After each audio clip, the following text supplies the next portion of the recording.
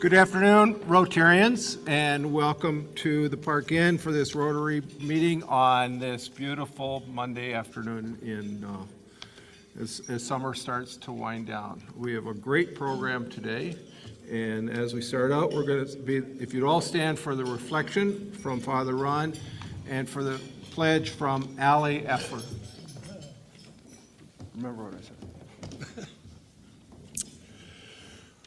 Lord, you are the lovely God who has given us the lovely created world and all it holds. You gave it for our enjoyment, our use, and our stewardship. Even more, you have given us the whole universe to explore, to enjoy, to use, and to steward. Precious above all, among the lovely gifts of the lovely world, is the gift of fresh water. We enjoy it for recreation. We use it for commerce, and we depend on it for our very lives. To all those committed to study and steward this gift, give your own spirit of wisdom that they know what is right. Give your own spirit of strength that they may have the courage to do what is right. And guide us all to be good stewards of this lovely earth, especially of the lovely and essential gift of fresh water. To this prayer we all say, Amen. Amen.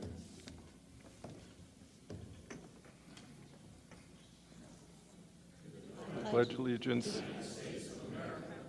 and to the republic for which it stands, one nation, under God, indivisible, with liberty and justice for all.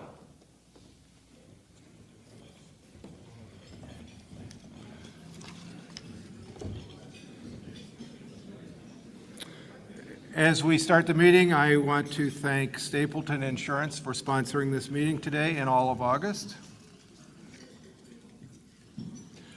We have no visiting Rotarians. And at this time, I would like to invite members to introduce any guests.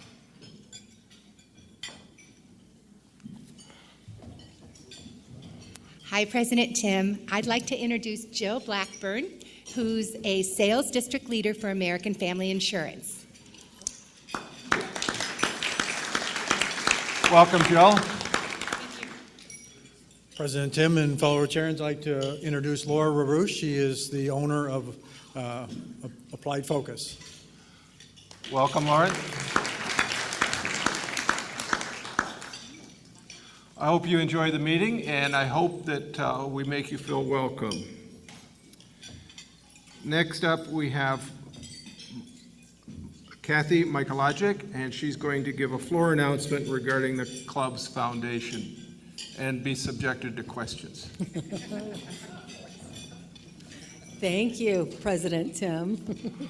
I just wanted to remind everybody that the office sent out a survey, a very short 5-question survey to all the members so we can gauge everybody's knowledge on the foundation and the different giving levels that we have to determine how we need to move forward with educating everyone so that they're more comfortable as they make their donations. As you know, your donations are the reason we're able to provide the grants for the community support that we do. So and if you did not get your survey, or if you no longer have the link, it will be included on the program evaluation email that you get today, or you can stop at the table outside of this room, and Katie's got some paper copies, I think, for you as well. Thank you, President Tim.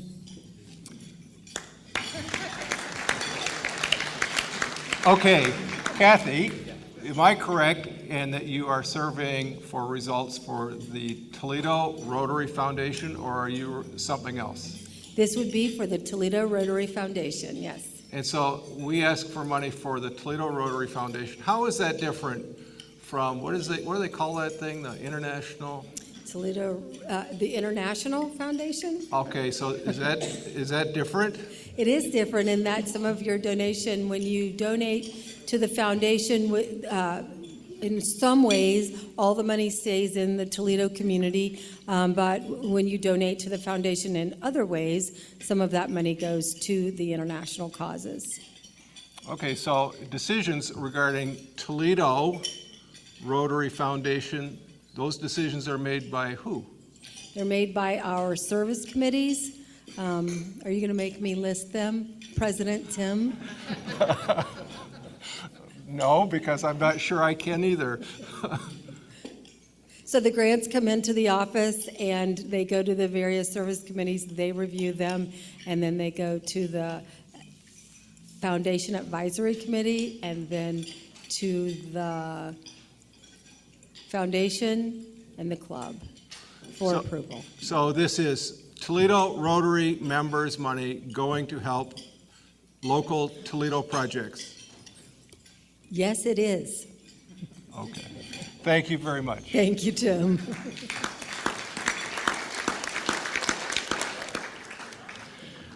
And Kathy, you're a good sport. Now would be a good time to like us on Facebook and turn the thing off.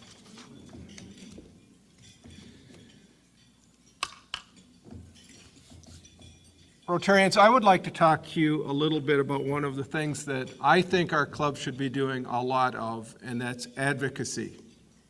There are certain things that Rotary and Toledo in particular believes in, whether it's the transformational project of improving water or lead abatement or pre-K.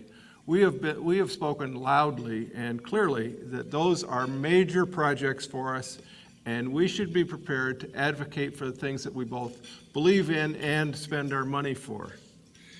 So to that end, we've made a few changes this year, and it's following in the footsteps of past President Dick. We are in the process of having a larger presence on radio. A few weeks ago, I was interviewed by Fred Lefevre of WSPD on 1370 to talk about Toledo Rotary in general, and this information is available on the Spoke, or soon will be. Also, a week ago, Janina Douglas talked on the same program, again with Fred Lefevre, and she spoke about how to clean up water in Lake Erie and what we're doing and why we need to be doing it. In the course of the year, I'm going to be asking the service committee chairs or their designates to go on that show and do an interview about the things that their committees are doing and why they are important to this city and to our club. Additionally to what WSPD is doing, through Andy Stewart, we're getting a lot of assistance from Cumulus Communications, and they are running continuously PSA ads to discuss Rotary's message and its service.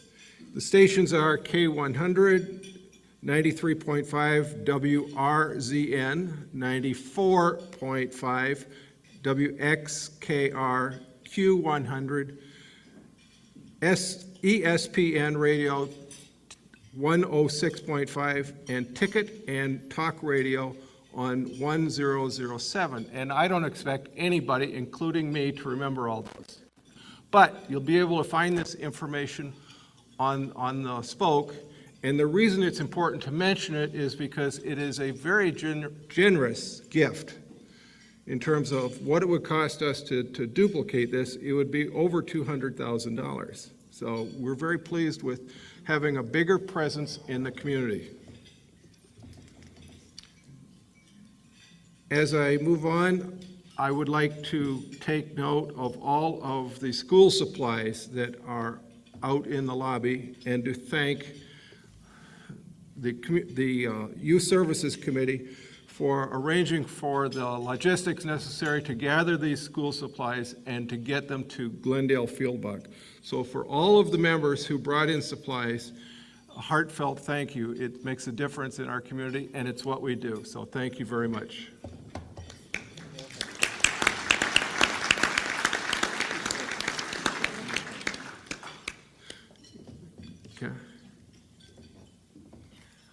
Everyone knows Kathy. I almost tripped getting up here, stepping on that box, Walt. Anyway, just a brief announcement.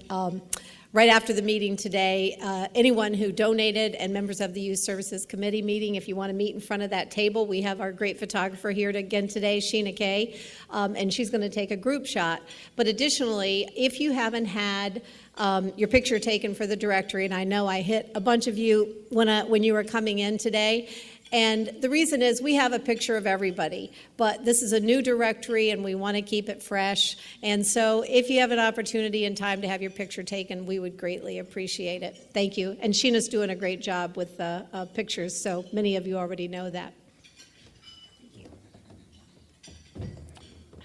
Thank you, Kathy. There are some, I was looking at pictures the other day, and some of those were taken when I was in grade school. I looked better in grade school too, but anyway. Mr. Gary Murphy, representing the foundation.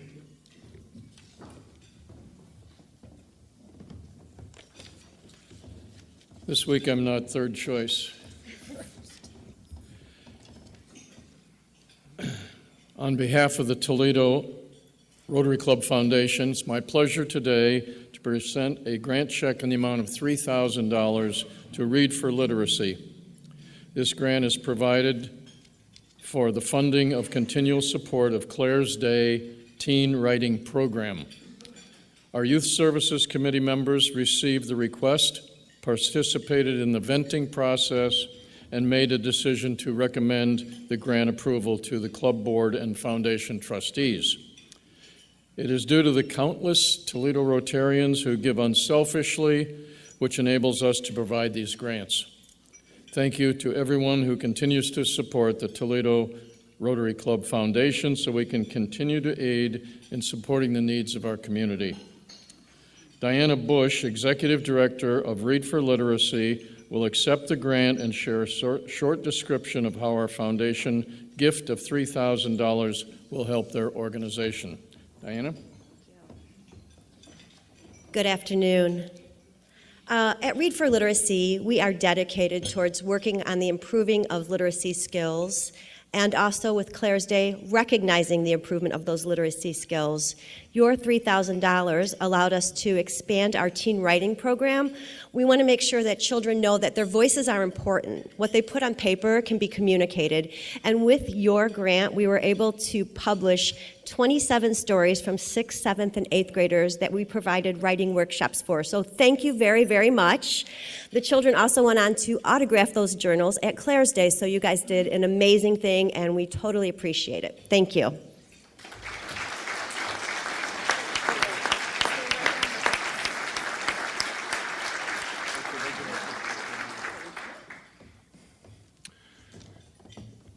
Thank you very much, Diane. I'm sure that, because we talked earlier, I know that you know that literacy is one of the most important issues for this club. Our advocacy for pre-K is ongoing, and I would also like to mention that your organization, I don't know if Brad Rubini is here or not, has a long history with this club, and we couldn't be prouder of the work that you are doing. So thank you very much.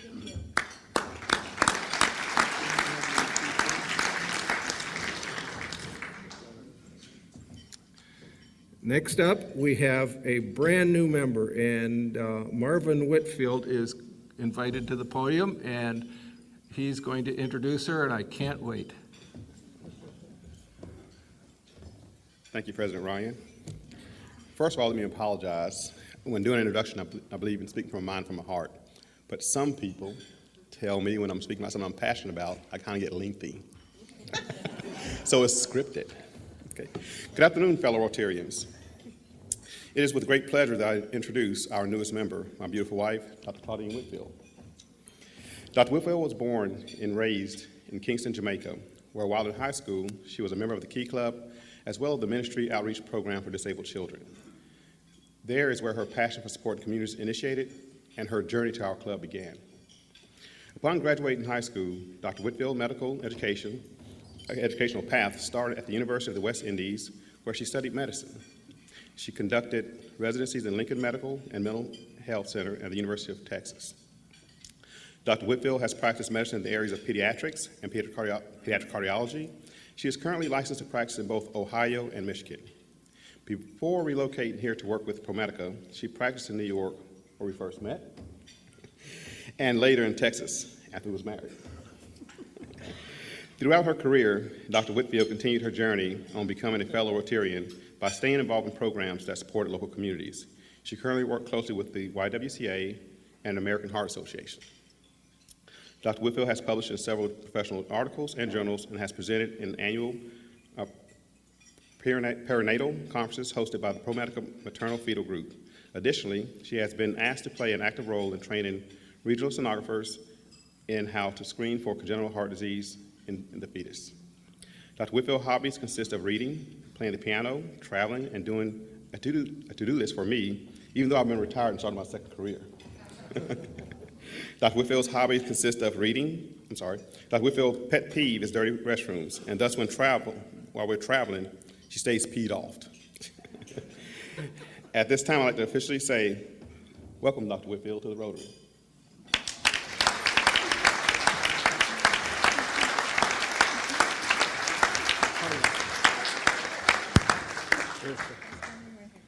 Oh, please. Claudine, at this moment, you are the newest Rotarian in the whole world. You've joined 1,200,000 people. Let me give you this pin that identifies you as a Rotarian and our directory so that you can call us from time to time, and you're going to be great. Thank you very much. I should also say that we're not doing that, so because I'm giving you this. Thank you.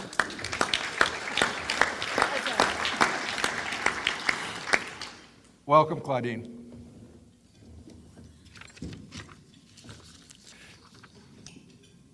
Jim Slattery, would you join us at the podium and introduce our speaker today?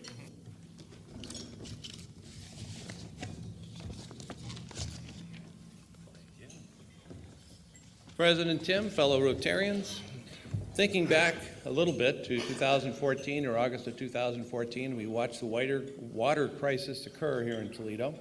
And shortly thereafter, we had a meeting with Marcy Captor, and the question was asked by Joe Napoli, who's in charge, in essence?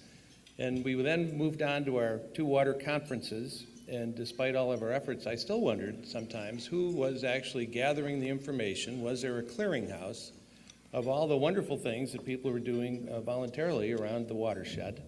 And today we're going to introduce you to the Nutrient Source Inventory, which is a project by the Lucas County Commissioners that they've put together, which is actually now beginning to gather information from many different sources.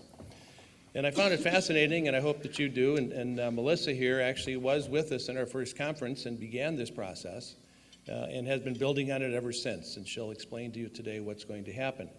Prior to that, however, we have, as a water committee, put forth to our membership here, through the foundation, the idea of funding a project which is going to be the filming of a lot of the different pieces that go into the watershed and the possibility of solving the problem of phosphorus and nitrates that are creating the algae blooms in Lake Erie. And we're going to put forth a short video, which is just an introduction to the film that's going to be made sometime completed this fall. But they were just out last week during what's known as the HAB grab, or the analysis of the current algae bloom that's taking place by 4 different universities in 4 different places in the gathering of that information. And our filmmaker, David Ruck, had film crews in each of these, and he's going to be sharing with us just a short preview of what will be a longer documentary film that we're going to be part of the supporters of. And so prior to Melissa, we'll be showing that, and then she will do her presentation from that point. Melissa Greene Hopfer serves as a Sustainability Project Manager for the Lucas County Commissioner's Office. She provides leadership to the Lucas County Sustainability Commission, which includes planning and facilitating workshops and seminars on various sustainability topics, education regarding correct recycling, improving energy efficiency within the county, and efforts to improve the health of Lake Erie. A lot of her time is dedicated to the health of Lake Erie through projects such as the development of the nutrient source inventory, oversight of watershed protection plan development, and green stormwater infrastructure projects. Melissa holds a Bachelor of Arts in Environmental Policy and a Master's of Public Administration degree specializing in environmental management. She earned both of her degrees from Bowling Green State University. Melissa originally hails from the Cleveland area, but has grown to love Toledo and is happy to call Toledo her home. Melissa?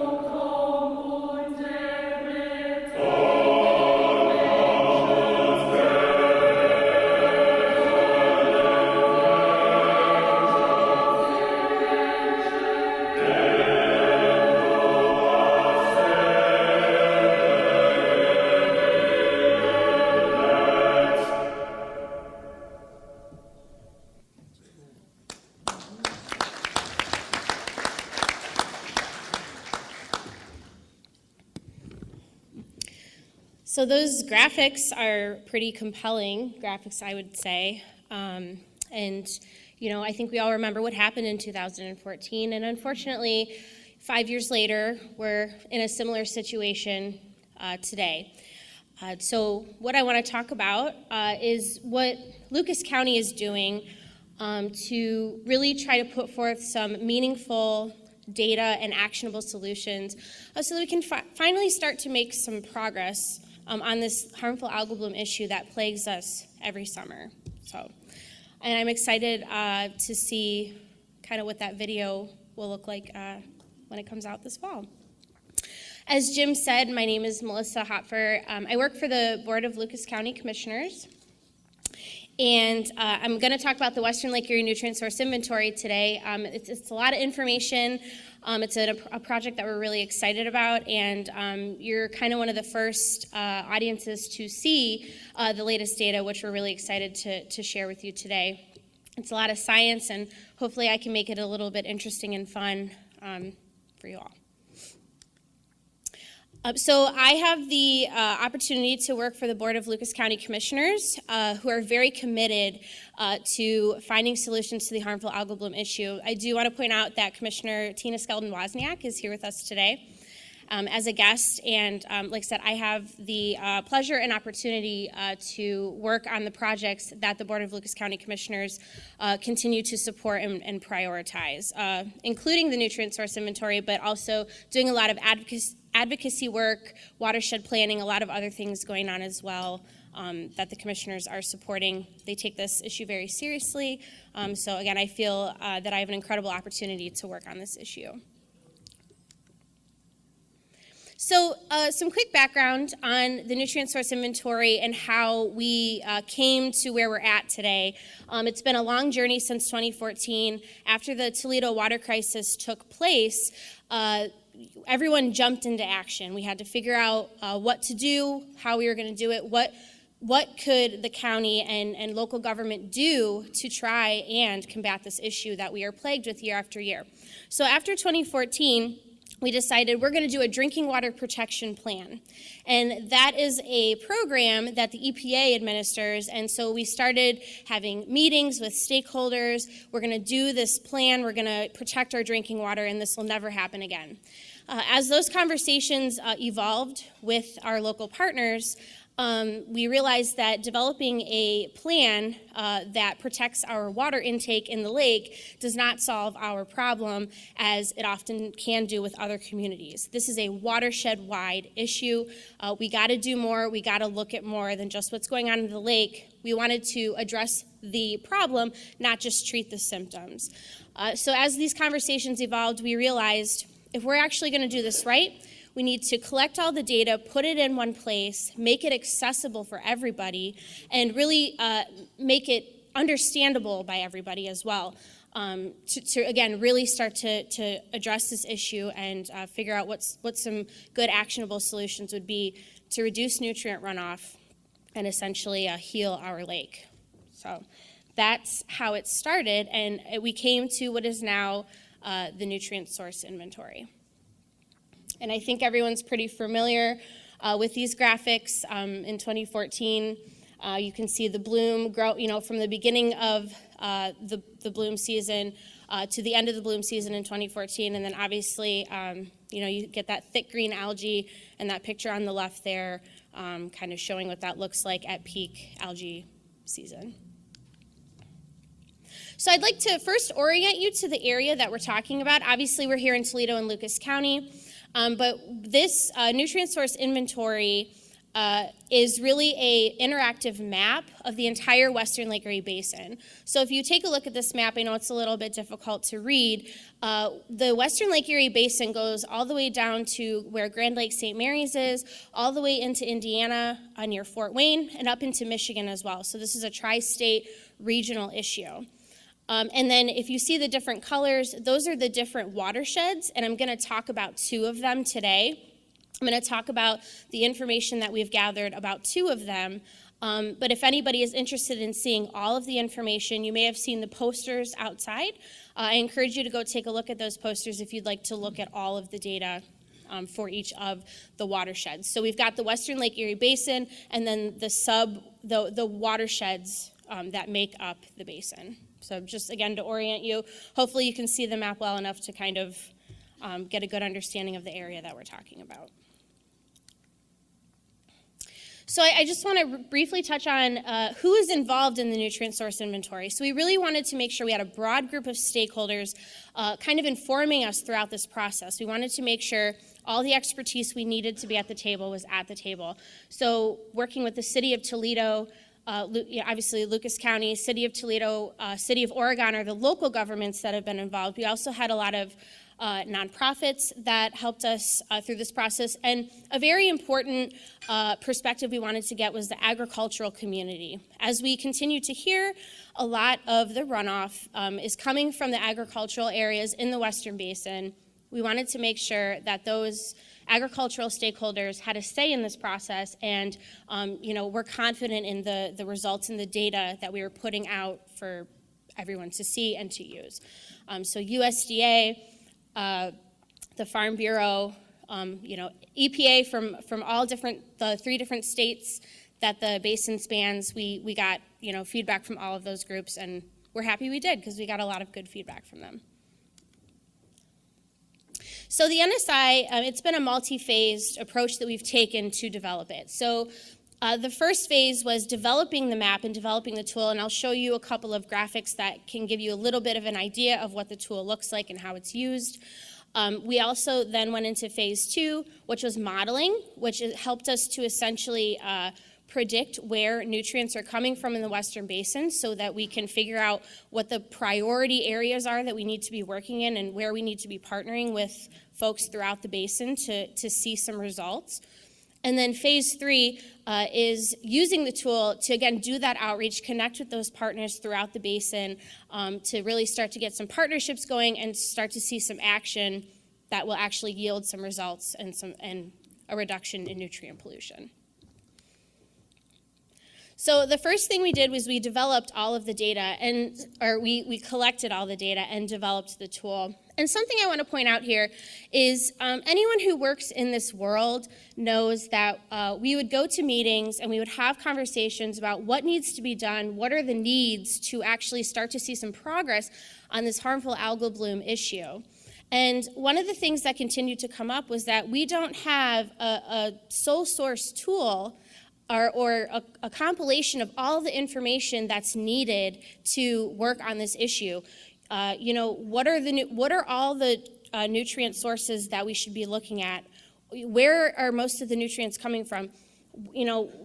Is there a visual that can be used to try and figure this issue out? And so that was part of the reason we came up with the nutrient source inventory, because we knew that it was fulfilling a need. We needed a sole source clearinghouse of data that could be utilized by anyone in the basin doing this work. And so that's really why we decided to do the NSI. And so again, we had to start with the collection of all of that data and that information. So we found all the information that we could, and we put it in a map. It's online, and it's user-friendly, readily available, and we're really proud of that. And certainly, after my remarks today, I will let you guys know where you can go to take a look at the tool, because we're really excited about it. So just to kind of give you an idea of what the tool looks like, I know this is difficult to see. These are two screenshots of the tool. So like I said, it's a GIS map, so you're online, you go in, and then you can really look at anything that you want to look at. And all the potential nutrient sources are mapped out, as well as water quality projects. So the good projects and things that people are doing throughout the basin, we've mapped those out as well as all of the water quality monitoring stations that are presently in the Western Basin. So you can go in and locate all of those and see all of the data associated with those things. So if you look at the top left-hand corner, you can see there, obviously it's a little zoomed out, but a couple of things that I'd like to note that are mapped there is we've got critical unsewered areas, that yellow area. So those are areas that potentially have high levels of runoff coming from septic systems, which is an issue people don't often talk about. But we've also got areas where discharge is coming from different industries and wastewater treatment plants, as well. And then the circles that are within the waterway, those are monitoring stations that are set up by various agencies to continuously test the water to see what type of runoff is coming through the waterway there. And then if we zoom out real quick. Oh.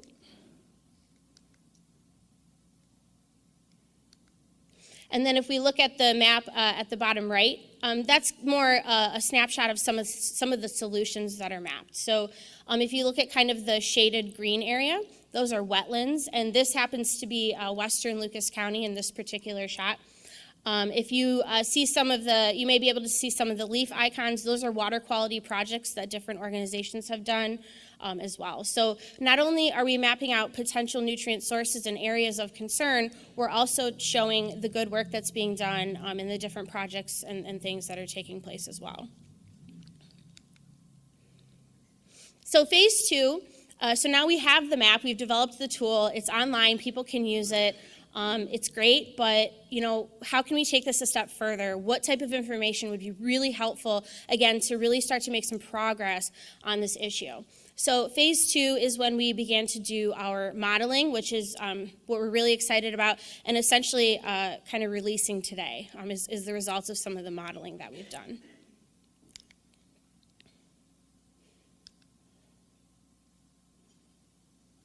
Okay. So real quick, I want to explain briefly what a SWOT model is. So in general, a model is a computer program where you take different types of data, you input it into the model, and then it spits a data information back out to you. So we used what's known as the SWOT model. It's the Soil and Water Assessment Tool. So we put weather data, soil data, water quality monitoring data, all these different types of things get put into the SWOT model with all the information that we had readily available to us.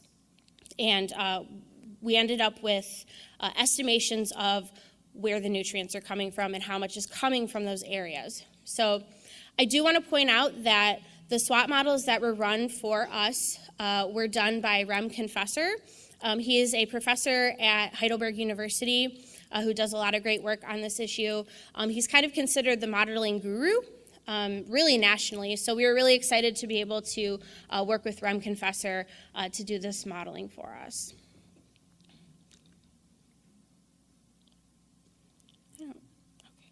And I do want to point out real quickly some challenges and data gaps. So as I had mentioned, there is, we had to use the information that was readily available. Not all of that information was readily available, unfortunately. So as we advocate for solutions and different things, we also want to advocate for, at the state and federal level to make some of this data available so that we can more accurately predict nutrient runoff, where it's coming from, and how much is coming from the various areas. So manure land application information. So you may or may not know that livestock operations have to land apply their manure.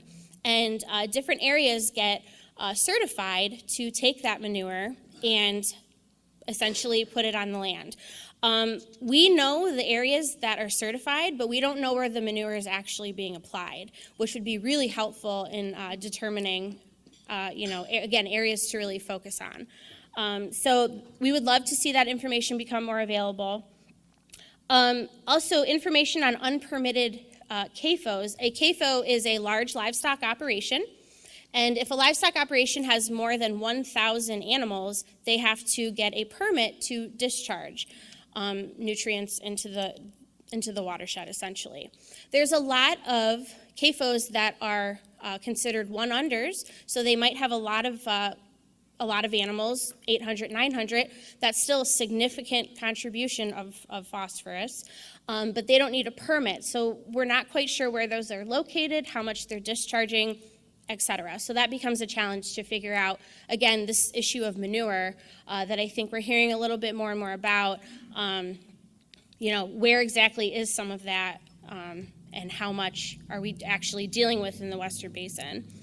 And then finally, a lack of water quality monitoring data. So we often hear that there's a lot of water quality monitoring going on in the Western Basin, but there are some areas where we don't have a lot of data, and I'll talk a little bit about that. But yeah, we need more water quality monitoring data. Comparatively, if we're looking at places like the Chesapeake Bay, for example, there's a lot more, probably triple the amount of monitoring going on there than that's going on here. So that's something we would love to see more of going on in this area. So this is the first model I'm going to show you. I'm going to show you 2 of the 5 models that we're releasing today. As I mentioned before, on your way out today, I encourage you to take a look at all 5. There's posters outside detailing those. And then just to orient you to the area that we're looking at here, that's a map of Ohio. The Western Basin is highlighted in green, and the area that I'm going to talk briefly about is highlighted in red there, and it's the Blanchard River watershed. This is Findlay, and south of Findlay is the general area. So what we have done here is, we've modeled the Blanchard watershed, and on the left you will see the baseline of the Blanchard watershed. So this is this is the current situation in the Blanchard watershed. And I know that map is hard to read, so I will briefly explain what the map means and what the colors mean. So all of our models are based on the goal of 40% reduction of phosphorus that is set by the Great Lakes Water Quality Agreement. So a lot of you may have heard this. 40% reduction in phosphorus will lead to a less than severe harmful algal bloom. The 40% reduction is a goal that Indiana, Ohio, and Michigan agreed to, and that we're working towards. So that's what we used for our models. And what we have concluded is that if we're going to get to that 40% reduction, we need to get down to 1.2 pounds per acre of phosphorus coming off the land in these specific areas each year. So this is the Blanchard watershed, and then all the different sub-watersheds. So we've broken the Blanchard River watershed down into sub-watersheds to get a more definitive idea of which areas there's a lot of runoff coming from. So And then the 1.2 pounds per acre is the goal we're going for. So anything that's yellow or green on the map means that we are at or below that level, and that's where we want to be. If we actually want to see, again, the harmful algal bloom get smaller and stop it from being so pervasive year to year. Those areas that are red and orange, those are the areas where we're seeing the highest levels of runoff, and the areas that I think we would really like to see projects and funding be focused on. So what we did, we established this baseline of the Blanchard watershed, and then we modeled what is known as scenarios. So what we've done is we have looked at 4 different best practices that farmers can do in these areas, and we have determined what kind of impact those practices would have on the water quality in that area. And just to put into perspective kind of what we're looking at here, we've got about 30 sub-watersheds in just this area that we're looking at. And we've got at least 1 pound of phosphorus coming off of each of those sub-areas. And so it's about 10 to 15,000 acres per sub-area. So looking at this whole map right here, which is still a small part of the watershed, we're looking at 300,000 acres and at least 1 pound per acre coming off of each of those. That's 300,000 pounds or more of phosphorus coming off in just this area. So there's a lot of phosphorus to attempt to manage and deal with. Because like I said, this is just one part of a larger watershed and a larger issue. So just to kind of put that into perspective a little bit. So the 4 scenarios that we looked at, the first one was, what if the farmers in this area applied half the amount of fertilizer they're currently applying? And something I want to note here too is that the scenarios that we modeled are if 50% of the farmers in that area adopted these practices. So we originally ran models at what if all the farmers did it, and realized that's not realistic. So all of the scenarios we looked at is keeping in mind half of the farmers in that area are applying these practices. So the first one we looked at was half rate application, and as you can see here, there are a couple of watersheds or sub-watersheds in this area that benefit from that. The next practice we looked at was no-till. No-till is basically where farmers are not turning over their soil each year. They're kind of keeping the plants and the roots in place. What we have found with no-till, really across all the watersheds, is that no-till on its own is not a favorable practice to reduce runoff. But when combined with other practices, it can actually be very, very effective in reducing runoff. So this is a subsurface application scenario. So if 50% of the farmers injected the fertilizer into the ground as opposed to broadcast applying it on top of the ground, again, we see some pretty significant reductions in a lot of different places. And then finally, this is a combination scenario. So this is if a farmer, or 50% of the farmers in this area, applied all of those practices and did cover crops as well, these are the kind of reductions that we would see for the Blanchard watershed. Obviously, it's the best scenario for this watershed, and that tends to be the case for all of the areas in the Western Basin. And then, so another watershed I'd like to show you is the St. Mary's. The St. Mary's extends up into Indiana and flows eventually into the Upper Maumee, just north of Grand Lake St. Mary's. Again, there's a map to orient you to the area that we're talking about. So the interesting thing about the St. Mary's watershed is this has the largest concentration of concentrated animal feeding operations in the Western Lake Erie Basin. So we're seeing the highest amount of livestock farming going on in this area. The assumption here is there's a lot of manure applied to the land in this area. So we expected to see high concentrations in this area, and the models show us that that is indeed the case. We did the same We ran the same scenarios for the St. Mary's. So half rate application, and this includes manure. So we're talking about fertilizer, but we're also talking about manure. So, applying half the amount of manure that we're currently seeing. We also, again, looked at no-till, and this tends to be the case with all of them. It's not a good practice by itself for nutrient management. Here is subsurface application, which manure can be applied into the ground, injected into the ground essentially. So that is an opportunity and something that farmers in this area, livestock farmers specifically, can certainly take advantage of that technology. And then again, as to be expected, if we're combining all of these practices with cover crops as well, we see a significant reduction in nutrients. And essentially, in this case, the St. Mary's watershed would be, we'd be meeting our 40% reduction goal in this area if 50% of the farmers applied all of the practices that I mentioned, and cover crops as well. So we've got all this information, we've got this data, and so now what are we going to do with it?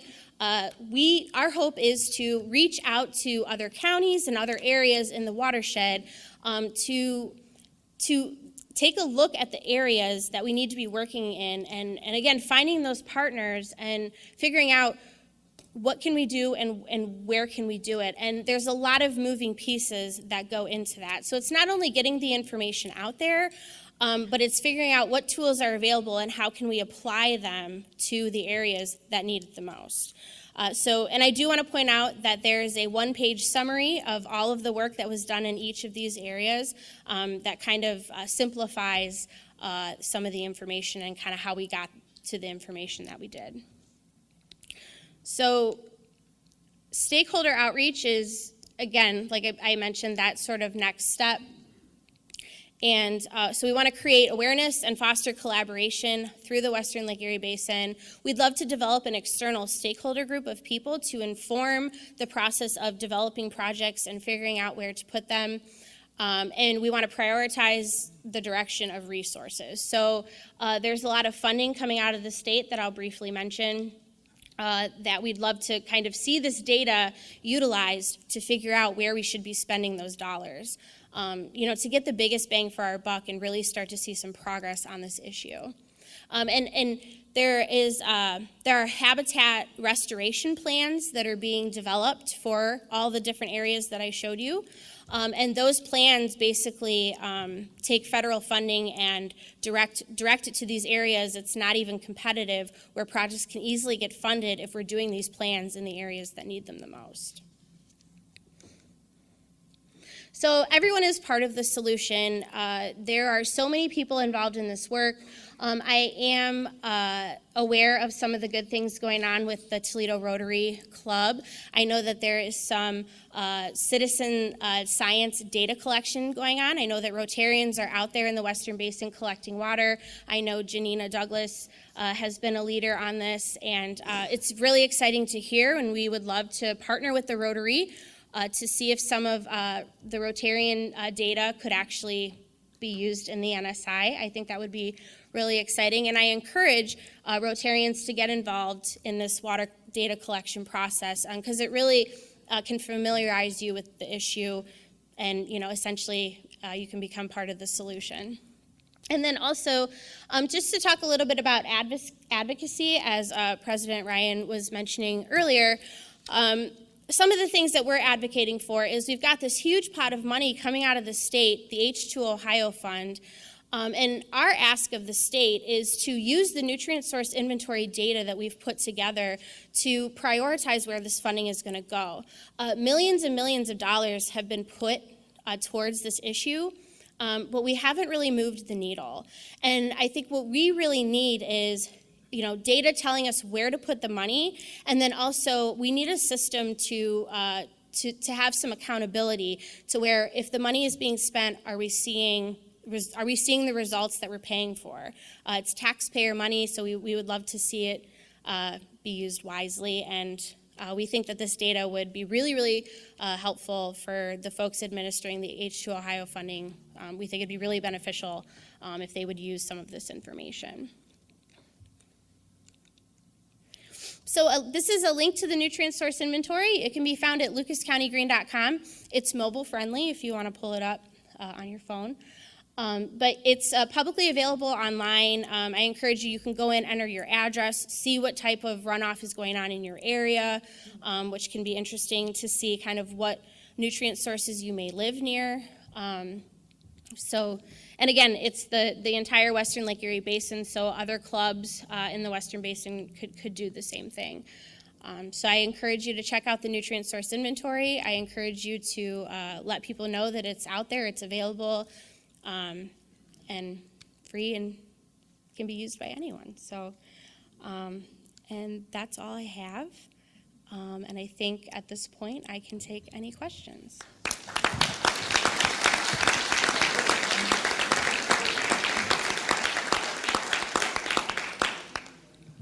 Hello, I'm Hi. Peter Shawwaker, and I wanted to personally thank President Ryan and my fellow Rotarians for addressing this serious topic in an intelligent, scientific way, and I wanted to thank you and the county commissioners for taking this topic on. To quote my favorite president, Teddy Roosevelt, who's on Mount Rushmore, and one of our first leaders that was an environmentalist, recognized the future, that we could very easily destroy our environment on this planet and in America. He saw that, having lived in the West. And to paraphrase Teddy, on one of his quotes, was only an uncivilized people would pollute the water they drink. So one of my other things I wanted to mention was a quick story. So I've got a couple friends that have cottages on Lake Erie, one in Michigan, one on Johnson Island in Sandusky Bay. And being businessmen, many don't believe in regulation, period. And so they've had days where their kids couldn't swim, and I say, well, why aren't you writing your legislatures or dealing with this? They said, well, we don't believe in regulation. We just take our boat and go out an hour to where it's clean to swim. And I just thought that was really strange. Another time I was boating at the mouth of the Maumee about 7 years ago with a friend, and the smell of cow manure was completely overwhelming.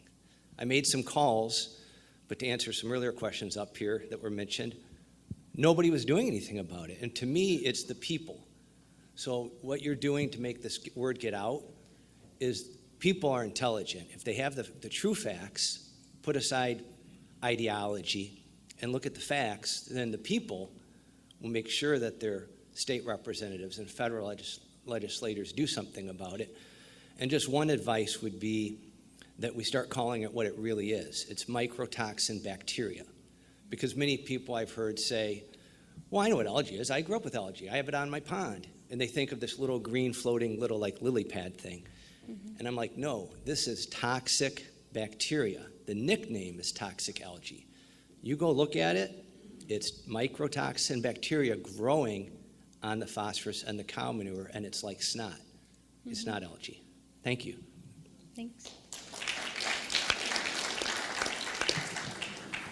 Well, I don't disagree with any of that, but I would like to add a question on to that. And will you be taking an advocacy position one way or another on regulation? Some people in your group on the slide where you've got your partners already have, and I'm curious what your role in that will be. I think that the Board of Lucas County Commissioners would advocate for a common sense regulation. We're not looking to put a burden on the agricultural community, but I think any regulation that would allow us to measure progress in terms of the projects that are being done and hold people accountable, I think any kind of regulation that would do that and is essentially going to get us to where we need to be, I think we would support regulation that, again, just kind of creates that accountability framework and offer assistance. It would have to come from a tri-state level, though. I'm sorry? It would have to come from a tri-state level, though. We already have identified that Indiana, Michigan, and Ohio are looking for a 40% reduction in phosphorus load, so the burden probably wouldn't be on the commissioners themselves. Right. We would, but I think we would definitely support a accountability framework coming from the federal level, which would again include all of the states. Okay, thank you. Mm-hmm. I understand farmers are increasingly using satellite technology and controlling the amount of phosphorus levels depending on the readings that they get from satellites. To what extent is that alleviating or helping the problem? We have not been looking at satellite imagery. I think that technology is developing, and we're seeing it become more and more advanced. I am not familiar specifically with what farmers are doing with the satellite imagery. I'd be interested to learn more about it. That's not included in ours. For the water quality data, we use the monitoring stations that are administered by the state and federal government, and the universities doing it. So I'm not super familiar with that, but it sounds like I said, from what I've heard, the technology is becoming more advanced. So. Mm-hmm. I'm Doug Neckers. I'm working with a group on Chautauqua Lake in western New York that's called the Chautauqua Lake Partnership, and they're doing great work there in killing invasive weeds, but they've also engaged the Lake Erie Center for Clean Water and Human Health to install phosphorus and nitrogen detectors around the lake this month. Our observation there is that, yes, there's a lot of potential that agricultural runoff is a serious problem.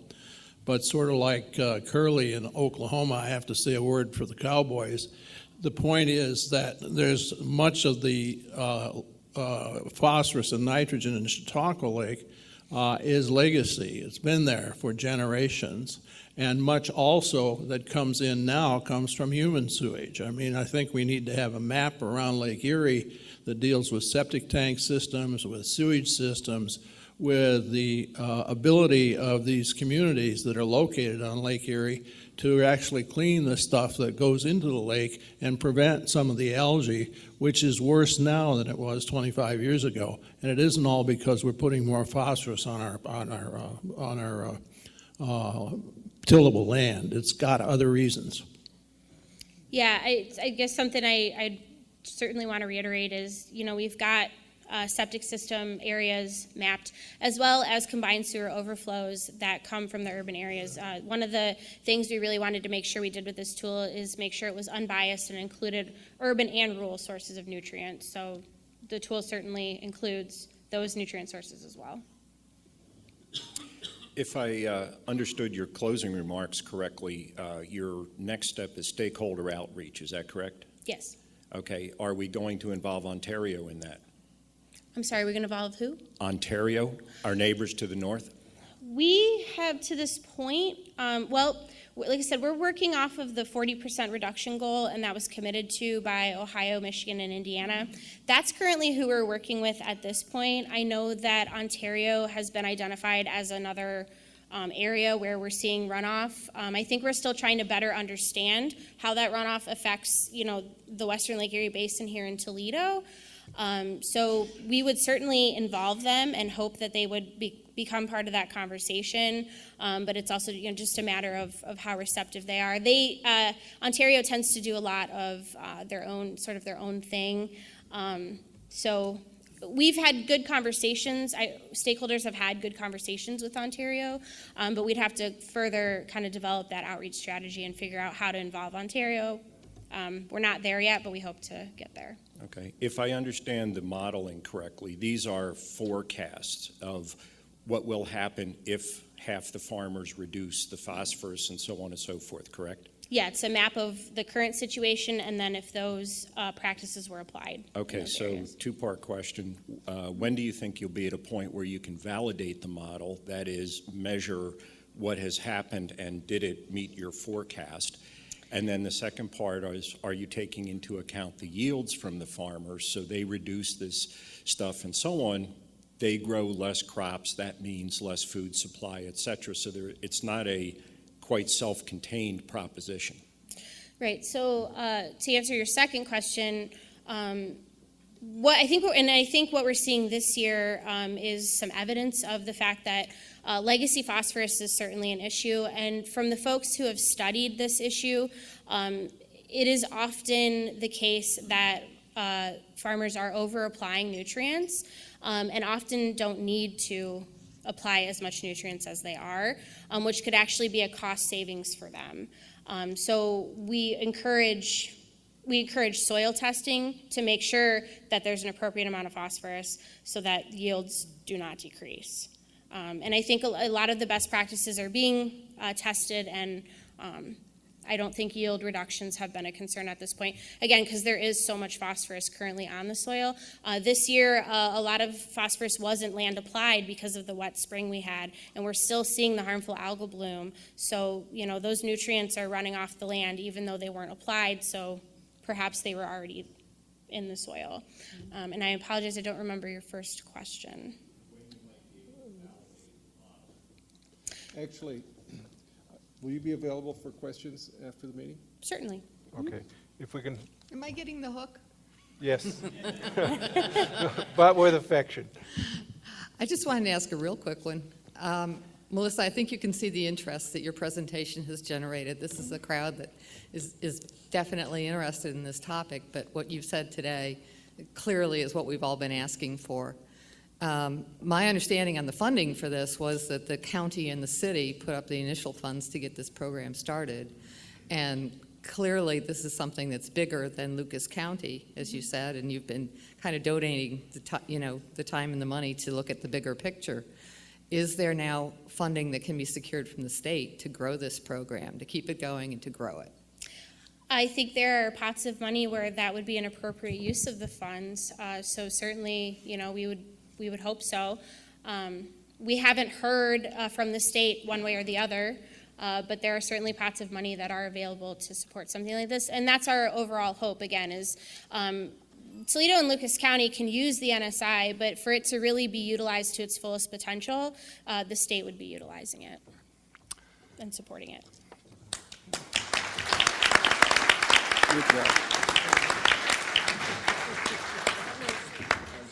Melissa, thank you very much for that wonderful presentation. In appreciation, the Toledo Rotary Club will make a donation to the Rotary's Polio Plus Fund in your name, and we have this book about the history of Toledo, and thank you very much.